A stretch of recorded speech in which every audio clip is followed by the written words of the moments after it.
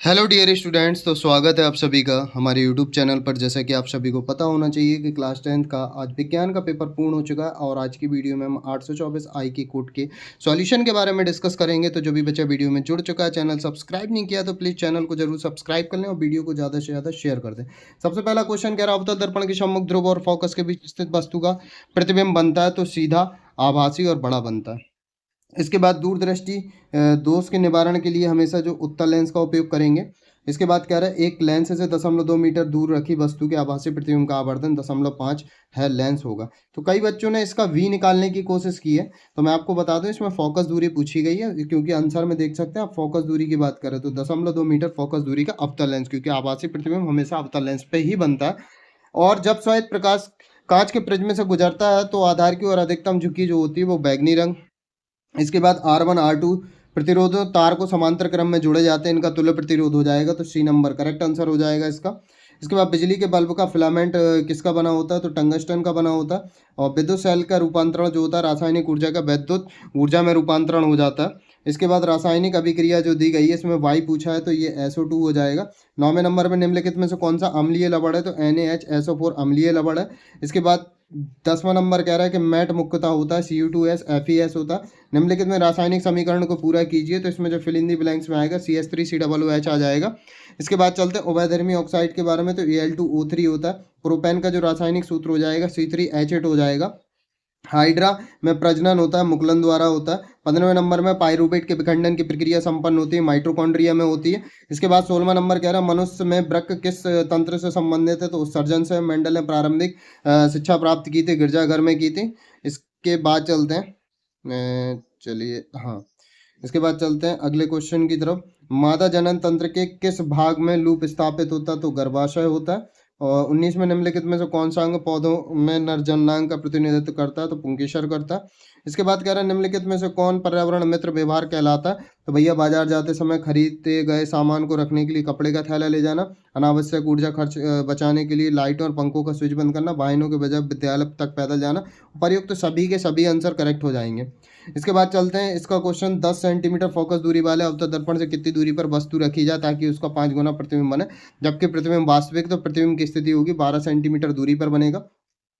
इसके बाद एक उत्तल लेंस की फोकस दूरी 50 सेंटीमीटर, वस्तु के प्रतिबिंब की स्थिति बताइए जो लेंस से 25 सेंटीमीटर की दूरी पर अक्ष लंबवत है, तो बी बराबर 50 सेंटीमीटर और एम का आवर्धन का मान 1 हो जाएगा। इसके बाद 2 ओम 3 ओम 5 ओम के प्रतिरोधों को श्रेणी क्रम में जोड़ा जाता है, तो तुल्य प्रतिरोध 10 ओम निकला होगा। यदि संयोजन के सिरों पर विभवांतर 30 वोल्ट है तो प्रतिरोध के सिरों के बीच विभवांतर होगा, तुल्य प्रतिरोध तो जो निकलेगा 10 निकलेगा और संपूर्ण धारा निकलेगी 3 एम्पियर। सबके अलग अलग जो विभवांतर निकलेंगे 6 वोल्ट 9 वोल्ट 15 वोल्ट निकलेंगे। इसके बाद ये घरेलू विद्युत उपकरण वाले दिए हैं, ठीक है। विद्युतमय तार, भूसंपर्क तार, उदासीन या फ्लेमिंग के बाएं हाथ का नियम, दाएं हाथ के अंगुष्ठ का नियम स्पष्ट कीजिए किन भौतिक राशियों की दिशा ज्ञात करने में प्रयुक्त होता। इसके बाद लेड नाइट्रेट को गर्म किया जाता है तो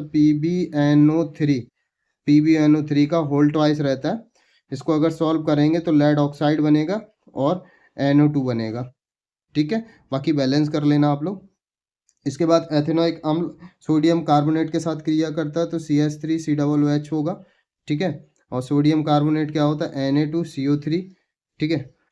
आपटी रिएक्शन में जो बना होगा CH3COONA बना होगा, है ना, और प्लस CO2 बना होगा और लास्ट में H2O भी बना होगा, ठीक है। ये रिएक्शन बैलेंस रहेगी। जिंक की सिल्वर नाइट्रेट से जो जिंक हो जाएगा, सिल्वर नाइट्रेट AgNO3 हो जाएगा, ठीक है।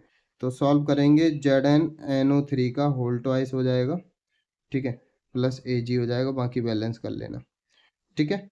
इसके बाद सोडियम सल्फेट, ये द्विविस्थापन NO2 SO4, ठीक है।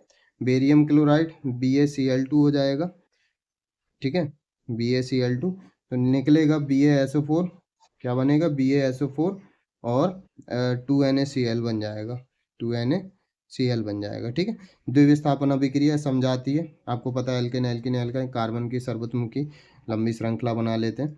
इसके बाद जो हो जाएगा एथेनोइक अम्ल, क्या हो जाएगा, हिंदी में लिख देता हूँ, ठीक है।